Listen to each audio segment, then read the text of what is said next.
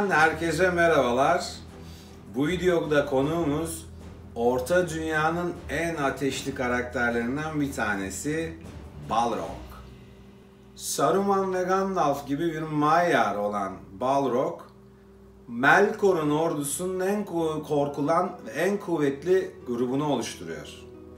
Kendileri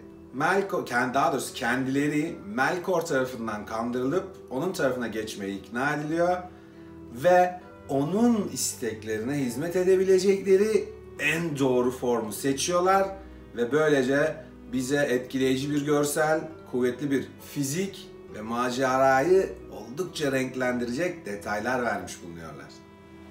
Balroglar Melkor'un en kuvvetli grubuydu diyoruz ordusundaki. Aynı zamanda Utumno Kalesi'nde o birinci çağda Balroglarla Melkor aynı kalenin içinde bulunuyorlar. Kuvvetleri aslına bakarsanız Utumno'da ilk olarak konuşlanıyor. Burada hemen bir detay vermek istiyorum, benim için çok eğlenceli bir detay. O ünlü Moria, Khazad-dûm köprüsündeki kapışmada Gandalf Balrog'a Flame of Udun olarak hitap ediyor ki Udun Elfçe'de Utumno anlamına gelen ve o kaleye ithaf edilen bir kelime. Ateş ve gölgelere hükmedebilen bu arkadaşlar o Melkor'un cemi cümle Tolkien dünyasıyla savaştığı Öfke Savaşı veya War of Wrath diye geçer orijinalinde. Ki burada biliyorsunuz insanlar, elfler, cüceler, valar hepsi Melkor'la kapışmıştır bir ordu oluşturup. Melkor'un sayısı çok olmasına rağmen karşısına aldığı ekip o kadar artık böyle bir efsane 11 oluşturmuştur ki doğal olarak yenilmiştir. Bu noktada Melkor yenilince Balrogların tamamı, neredeyse tamamı yok edilmiştir. Ancak doğal olarak bazıları kaçmayı başardı. Orada bir 5000 senelik bir dinlenme süreci geçiriyor kahramanımız ki biliyoruz cücelerin o efsane Mithril açlığı, o Moria madenlerinde yaptıkları derin kazılar sonucunda uykusundan uyanıyor ve işte o zaman hikaye cüceler için biraz ateşli hale geliyor. Balrog'umuzun uyanmasıyla beraber ismini kazanması da zaten hemen arkasındaki olaylarla gerçekleşiyor. Ne yazık ki kendisini uyandıran 6. Durin veya Durin 6. Karakterimizin adı da biliyorsunuz Durin'in felaketi, Durin's Bane diye geçer. Neden? Çünkü ilk önce onu öldürüyor. Bir yıl sonrasında da oğlu Nain'i öldürüyor. Cüceler Moria'da başa çıkmaya çalışsalar dahi Balrog onlara birkaç gömlek fazla geliyor. Ve bu uğraş hızlı bir şekilde devam etmeye başlıyor.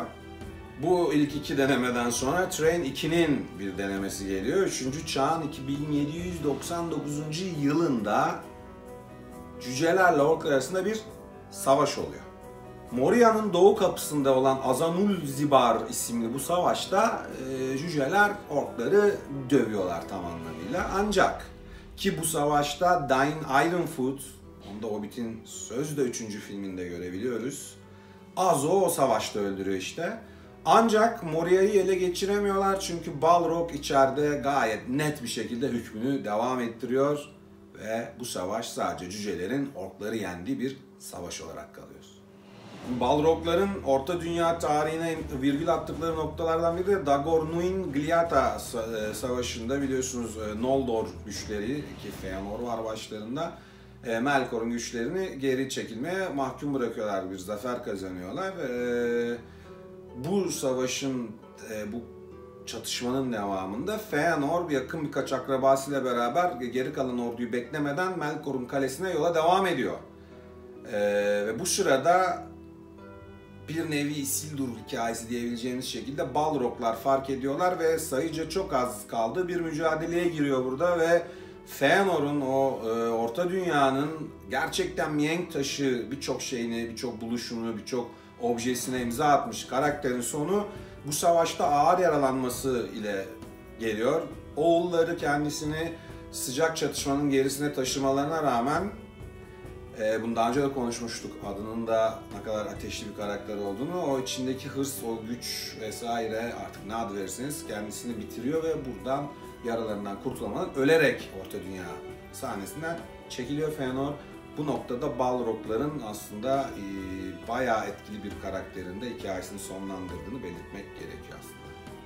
Evet, bu noktada şimdi gelelim Durin'in felaketinin durumuna. Biliyoruz kendisi Gandalf'la kapışıyor Khazad-dûm'da.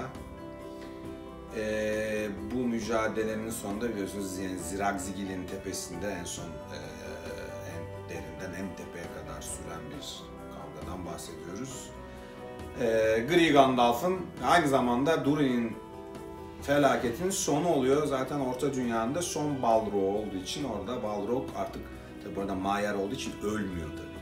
Fiziksel varlığını kaybederken hala ruhu var ama birçok örnekte gördüğünüz gibi artık o etkin rolünü, o dominantlığını kaybetmiş oluyor.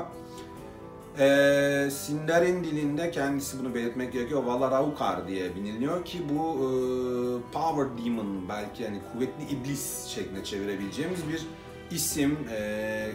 Ateş ve dediğim gibi gölgeler var. Birçoğunda kılıç olarak bir ateş kamçısı zaten fix geliyor.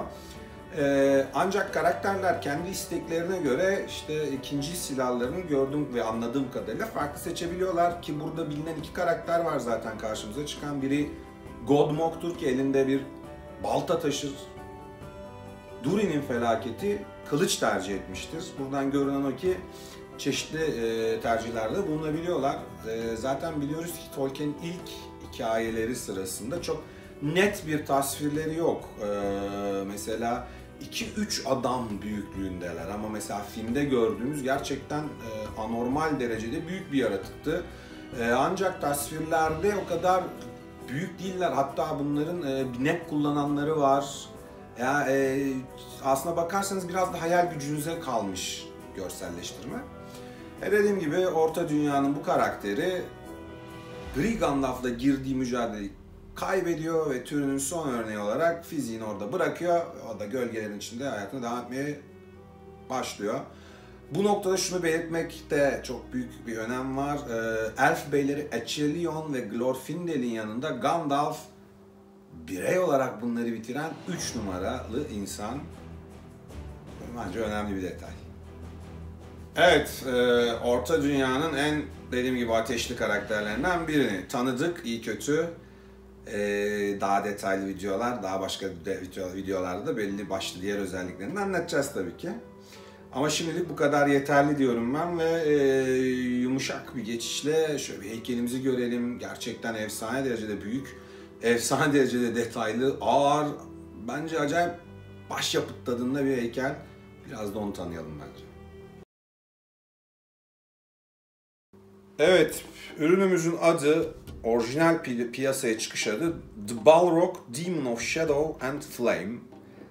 Biz Türkiye pazarında sorduğumuz sırada Balrog, Weta Workshop'ın yaptığı Balrog diye anarak hani bunu kısaltıyoruz, bizim için biraz uzun orijinal ismi.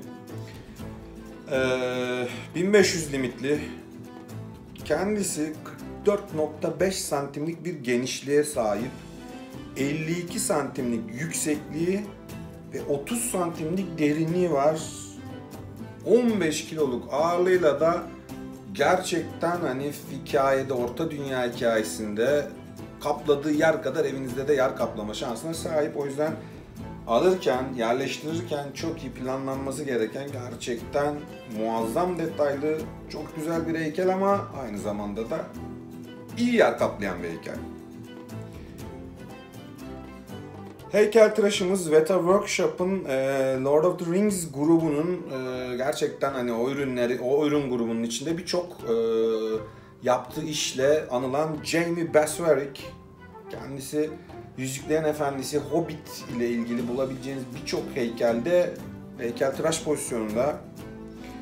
Heykelimiz gerek gördüğünüz ateş detaylarındaki güzel boyamalar, işte inanılmaz derecede bu dalga efekti, hani o ateşin gerçekten oynayışı, o kırılmalarını çok güzel verdiği bir heykel. Ayrıca Balrog'un dokusu, o deri dokusu gerçekten inanılmaz. Bu bir nevi kaplumbağa kabuğu tadındaki görüntü gerçekten ateşle yaşayan ve ateşle var olan bir yaratığı bence çok net tasvir ediyor. Çünkü doğal olarak dış derisi sertleşmiş ama aradan da o içindeki ateşi, o gücü veren bir yapıya sahip heykel. Gerçekten çok güzel pozlanmış. Vücudunun o bir neredeyse üçlük bir bölümü tamamlamış olan dönüşü ve oradaki o kas dokusu, o kas yapısı gerçekten muhteşem pozlanmış.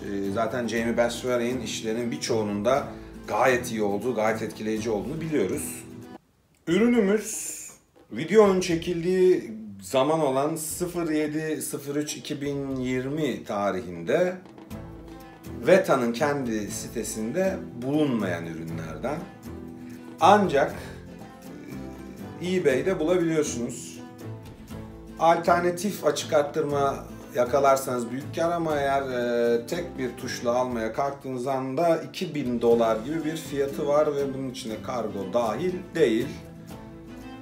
Bu açıdan da hani bugünü, daha doğrusu Mart ayının 7'sini değerlendirirsek çok uygun bir fiyatı olmadığını da söylemekte fayda var ne yazık ki.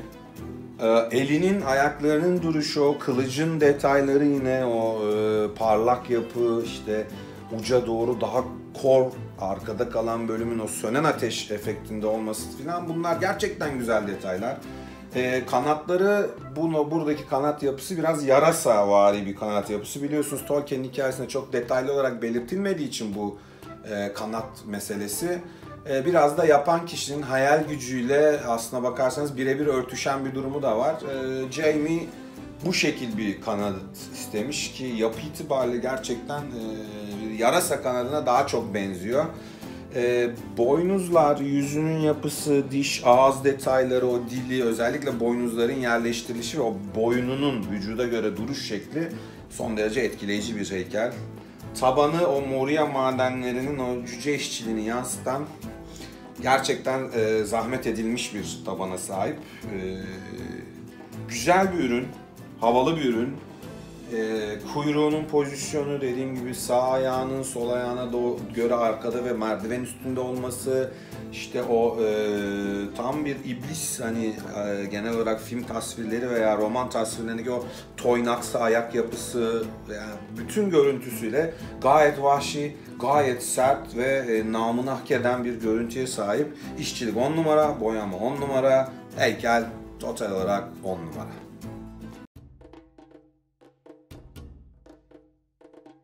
Bir videomuzun daha sonuna geldik. Umarım eğlenmişsinizdir. Umarım iyi vakit geçirmişsinizdir. Umarım videoyu da beğenmişsinizdir. Lütfen kanalıma üye olmayı, videolarımı beğenmeyi unutmayın. Bu videoda misafirimiz ateşli bir karakterdi. Smeagol'un evinden hepinize güle güle diyorum. Kendinize iyi bakın, kendinize dikkat edin.